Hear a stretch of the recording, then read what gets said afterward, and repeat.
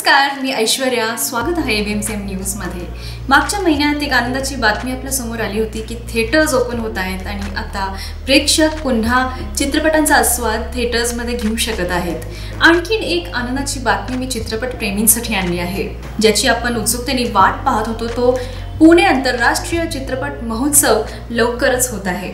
Pune film फाउंडेशनतर्फे आयोजित पुणे आंतरराष्ट्रीय चित्रपट महोत्सव येत्या 2 ते 9 डिसेंबर 2021 या दरम्यान होत आहे, असं फाउंडेशनचे अध्यक्ष आणि महोत्सवाचे संचालक डॉक्टर जब्बार पटेल यांनी पत्रकार परिषदेमध्ये सांगितलं. खरं तर राज्य सरकारचा हा अधिकृत चित्रपट महोत्सव मार्च 2021 मध्ये होणार होता, पण कोरोना महामारीच्या वाढत्या प्रादुर्भावाच्या पार्श्वभूमीवर हा स्थगित करण्यात आला होता आणि काही निवडक चित्रपटांच्या माध्यमातून हा महोत्सव ऑनलाईन आयोजित करण्यात आला होता. परंतु आता कोरोनाची दुसरी लाट आटोक्यात आल्यावर राज्य सरकारने सिनेमागृह उघडण्याची परवानगी दिली आहे आणि त्यामुळे हा पुणे आंतरराष्ट्रीय चित्रपट महोत्सव राज्य सरकारने दिलेल्या सर्व नियमांचे पालन करून चित्रपटगृहांमध्ये भरवणं शक्य होत आहे आणि येत्या 2 ते 9 डिसेंबर 2021 या दरम्यान चित्रपट रसिकांना उत्कृष्ट दर्जाच्या चित्रपटांचा आस्वाद घेता येणार आहे. आणि यामध्ये सुमारे 150हून अधिक राष्ट्रीय आणि आंतरराष्ट्रीय चित्रपटांची मेजवानी चित्रपट रसिकांना मिळणार आहे. या संदर्भात एक पत्रकार परिषद आयोजित करण्यात आली होती, ज्यामध्ये पुणे आंतरराष्ट्रीय चित्रपट महोत्सवात कोणकोणते चित्रपट आहेत, यामध्ये कशा प्रकारे सहभागी होता येईल या सगळ्याची माहिती देण्यात आली आहे. या पत्रकार परिषदेत महोत्सवाचे क्रिएटिव्ह डायरेक्टर श्री समर नखाते, पुणे फिल्म फाउंडेशनचे अध्यक्ष व महोत्सवाचे संचालक डॉक्टर जब्बार पटेल, अखिल भारतीय मराठी चित्रपट महामंडळाचे माननीय अध्यक्ष श्री मेघराज राजे भोसले व नॅशनल फिल्म आर्काइव्ह ऑफ इंडियाचे संचालक श्री प्रकाश मगदुम हे उपस्थित होते. आता हे जे एकंदर सगळ्या फिल्म्स आहेत ते आता 58 देशातल्या जवळजवळ 128 फिल्म आहेत. बाकी सगळ्या मिळून जवळजवळ 153 फिल्म्स काहीतरी टोटल होत्या. ओपनिंग फिल्म आहे, वर्ल्ड कॉम्पिटिशन आहे, मराठी कॉम्पिटिशन आहे, इंटरनॅशनल स्टुडंट फिल्म कॉम्पिटिशन आहे, global cinema general non competitive आहे.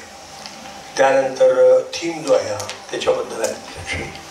Indian retrospective, international retrospective, Indian cinema, Marathi cinema today म्हणजे कॉम्पिटिशन नसलेला आणि ट्रिब्यूट लोकांना, असं सगळं आहे. यानंतर आपल्याला माहिती की यानंतर मग हे संपल्यानंतर आपण यशवंत इंटरनॅशनल फिल्म फेस्टिवल मुंबईला आपल्या इथून निवडक फिल्म आपण तिकडे नेतो.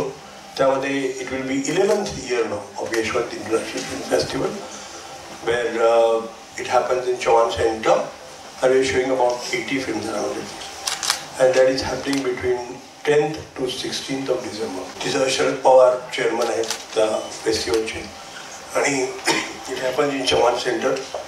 5th आहे Nagpur. Latur will happen between 24th and 26th of December. महोत्सवातील मराठी स्पर्धात्मक विभागातील चित्रपटांविषयी अखिल भारतीय मराठी चित्रपट महामंडळाचे माननीय अध्यक्ष श्री मेघराज राजे भोसले यांनी सांगितलं. 19व्या पुणे इंटरनॅशनल फिल्म फेस्टिवलच्या मराठी विभागातून स्पर्धात्मक विभागातील चित्रपटांची मी नावं आज जाहीर करतोय. यात पहिला चित्रपट आहे पोरगा मजेत आहे, मकरंद मानेंचा दिग्दर्शित हा चित्रपट. सेकंड फिरस्त्या, विठ्ठल भोसले यांचं दिग्दर्शन असलेला चित्रपट. तिसरा फनरळ, विवेक दुबे दिग्दर्शित हा चित्रपट आहे. चौथा जून, वैभव ख्रिस्ती आणि सुहद गोडबोले दिग्दर्शित हा चित्रपट आहे. पाचवा गोदाकाठ, गजेंद्र आहिरे यांनी दिग्दर्शन केलेला हा चित्रपट आहे. सहावा काळोख्याच्या पारंब्या, मकरंद अनासपुरे यांचं दिग्दर्शन असलेला चित्रपट आहे. आणि 7वा टकटक, हा विशाल कुदळे दिग्दर्शित चित्रपट आहे. हे प्रामुख्याने 7 चित्रपट या वर्षीच्या स्पर्धात्मक याच्या विभागात आहेत. त्याचबरोबर आज या स्पर्धेव्यतिरिक्त मराठी चित्रपटाचे जे प्रीमियर होणार आहेत, मराठी सिनेमा टुडे या विभागात जे चित्रपट होणार आहेत ते पुढील 5 प्रमाणे चित्रपट आहेत. गोत, शैलेंद्र कृष्णा यांनी दिग्दर्शन केलेला गोत हा चित्रपट. ताटकाना, गिरीश मोहिते यांनी दिग्दर्शन केलेला चित्रपट आहे. कंदील हा महेश कंद यांनी दिग्दर्शन केलेला चित्रपट आहे. मे फ्लाय हा किरण निर्मल यांनी दिग्दर्शन केलेला चित्रपट आहे. तर जीवनाचा गोंधळ हा प्रशांत दत्तात्रय पांडेकर यांनी दिग्दर्शन केलेला चित्रपट. गेली अनेक वर्ष अखिल भारतीय मराठी चित्रपट महामंडळ या पुणे फिल्म फाउंडेशनच्या बरोबर या पुणे इंटरनॅशनल फिल्म फेस्टिवलमध्ये ॲज अ को ऑर्गनायझर म्हणून बरोबर असतो. आणि आम्ही आभार मानतो डॉक्टर जब्बार पटेल आणि पुणे फिल्म फाउंडेशनचे की त्यांनी अखिल भारतीय मराठी चित्रपट महामंडळाला बरोबर घेत आहे. प्रामुख्याने अखिल भारतीय मराठी चित्रपट महामंडळ आपल्या माध्यमातून 5 पुरस्कार प्रायोजित करतं. त्यात प्रामुख्याने उत्कृष्ट अभिनेता, उत्कृष्ट अभिनेत्री, उत्कृष्ट दिग्दर्शन, उत्कृष्ट सिनेमॅटोग्राफी आणि उत्कृष्ट पटकथा या 25,000चे 5 प्राईज अखिल भारतीय मराठी चित्रपट महामंडळातर्फे दिले जातात. यावर्षी मागच्या वर्षीपासून आम्ही ज्याप्रमाणे प्रयत्न केला की बऱ्याच लोक चित्रपट सेन्सॉर नव्हते, डॉक्टर जब्बार पटेल यांच्या मार्गदर्शनाखाली अखिल भारतीय मराठी चित्रपट महामंडळाला एक अथॉरिटी देण्यात आली की जे चित्रपट सेन्सॉर झालेले नाही आहेत परंतु ते चित्रपट त्या वर्षाच्या कालावधीत 1 जानेवारी ते 31 डिसेंबरमध्ये पूर्ण टेक्निकली झालेले आहेत आणि त्या वर्षीचा तो चित्रपट आहे. याचं कुठंतरी एखादं सर्टिफिकेशन असावं म्हणून महामंडळाच्या सर्टिफिकेट्सवर या चित्रपटांना या स्पर्धेमध्ये प्रवेश मिळालेला आहे. आणि आपण ज्याप्रमाणे स्पर्धात्मक असतील चित्रपट त्यातील जवळजवळ 6 चित्रपट हे आमच्या सर्टिफिकेट प्रमाणे झालेले आहेत. कारण प्रत्येकाला प्रॉब्लेम होता, सेन्सॉर नव्हते, त्यामुळे कुठला चित्रपट आवडू नये ही पीपची भूमिका होती. त्यामुळे त्यांनी महामंडळाला ते अथॉरिटी दिली. ते महामंडळाने खात्री केली की चित्रपट त्या वर्षात तयार झाले आहेत का. कारण जर सर्टिफिकेट नसेल तर प्रत्येक वर्षाचा गोंधळ होऊ शकतो. या वर्षीचा दुसऱ्या वर्षात एखाद्या स्पर्धेमध्ये भाग घेऊ शकतो किंवा चुकीची माहिती देऊ शकतो.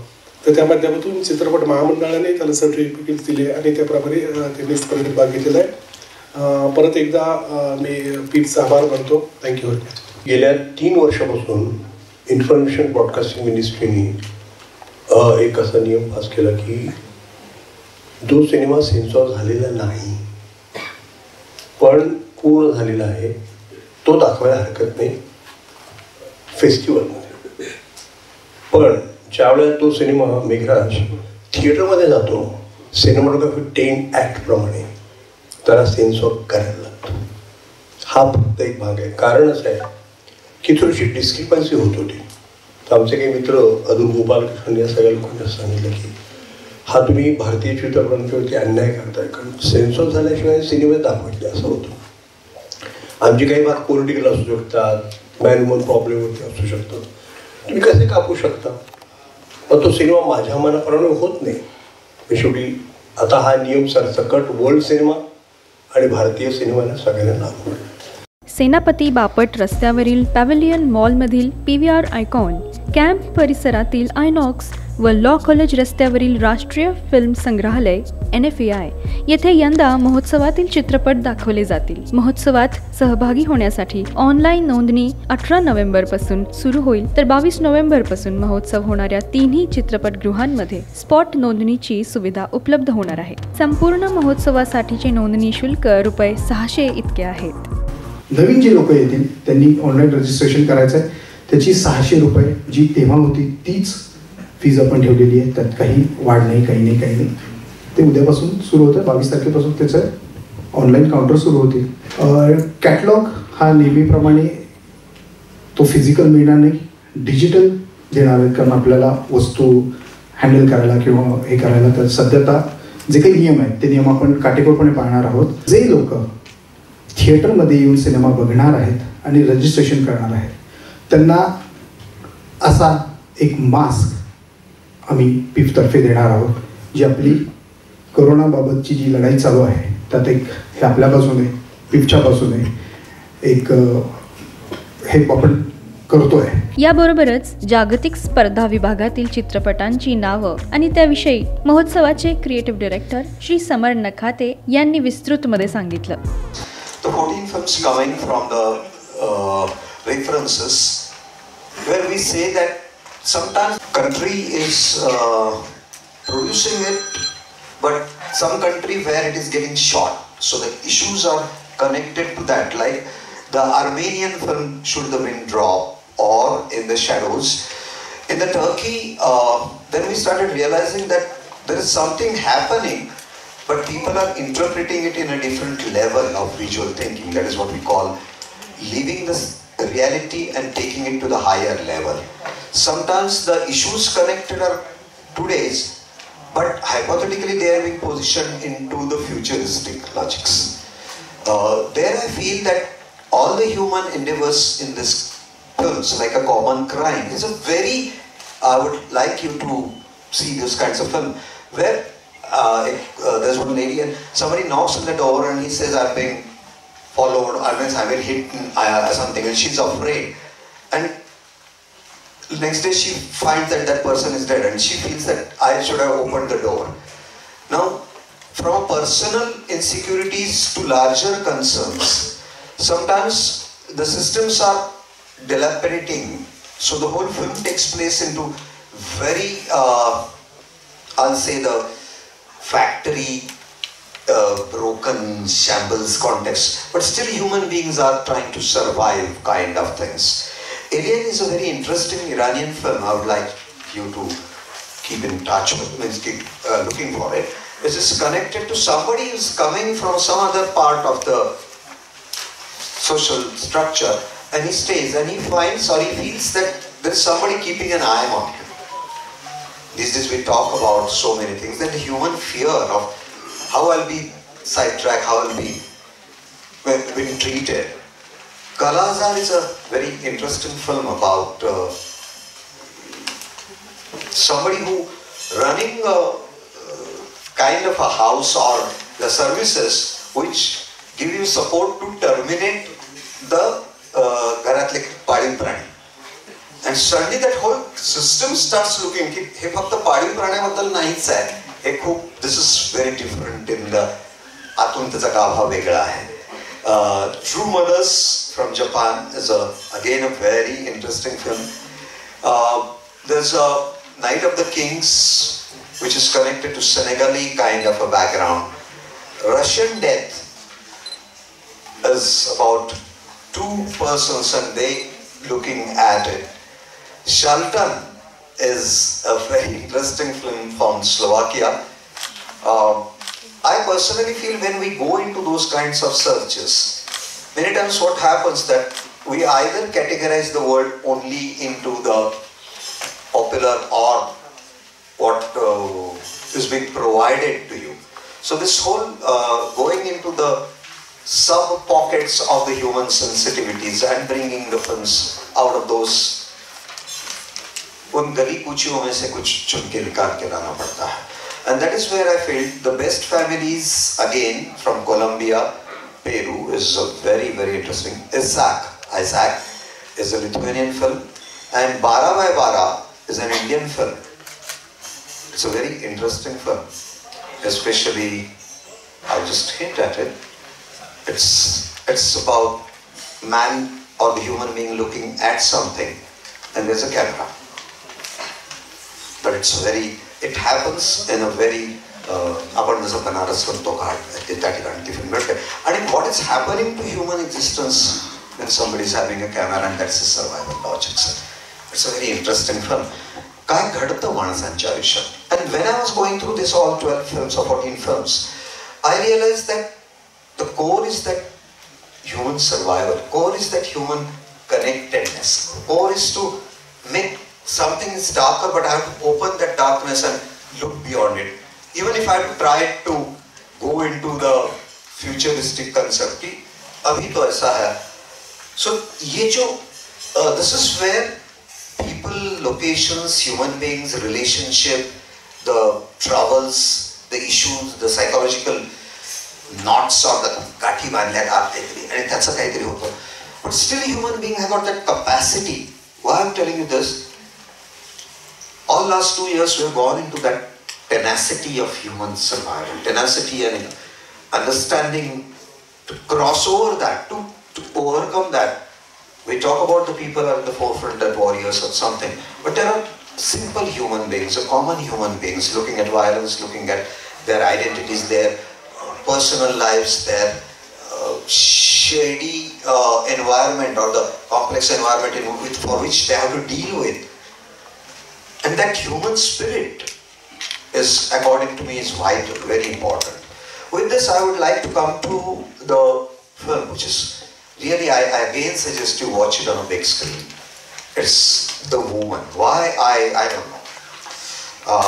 Many times when I look for a film, I feel that there is a certain strength, original energy in women everywhere. In so many films, you'll find the women responding, reacting, or whatever happening to them.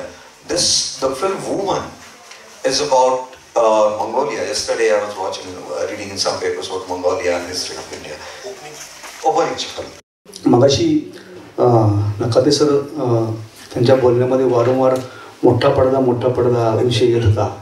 आपण गेल्या 1.5-2 वर्षामध्ये OTT माध्यमाला खूप सरावलेलो आहोत, पण चित्रपट बघण्याची जी मजा आहे ती मोठ्या पडद्यावरची आहे. आपण सगळेजण चित्रपटाशी संबंधित लोक आहोत, तर दरवर्षीप्रमाणे NFAIचं ऑडिटोरियम पण एक ऑफिशियल व्हेन्यू पार्टनर या फिल्ममध्ये असणार आहे. आणि खरं म्हणजे ही खूप आनंदाची गोष्ट आहे की आता पुन्हा एकदा ही चित्रपट हे जे आहे ज्या खऱ्या अर्थाने मोठ्या पडद्यावरच पाहण्यासाठीच ते चित्रपट निर्माण केलेले असतात, तर त्याची संधी आपल्याला मिळणार आहे. त्यामुळं माझं असं आव्हान आहे की जे काही शासनाचे नियम आहेत किंवा गाईडलाईन्स आहेत चित्रपट प्रदर्शित करण्यासाठीच्या, ते सर्व पाळून आपण हे चित्रपट दाखवणार आहोत. त्यामुळे माझी अशी सर्वांना विनंती आहे की मोठ्या संख्येने तुम्ही या चित्रपटांचा जरूर लाभ घ्या.